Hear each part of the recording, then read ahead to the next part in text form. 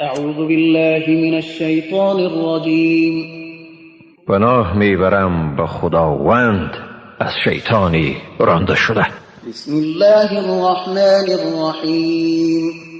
به نام خداوند بی اندازه مهربان نهایت بارح. اذا جاء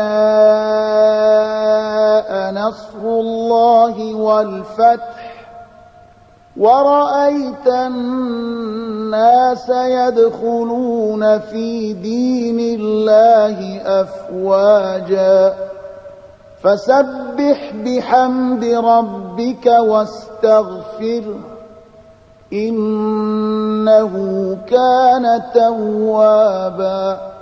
هنگامی که یاری خداوند و پیروزی فرا رسید و دیدی که مردم گروه گروه به دین خداوند داخل می شوند، پس پروردگار خود را به پاکی یاد کن و از او آمرزش بخواه، حقا که او بسیار توبه پذیر است.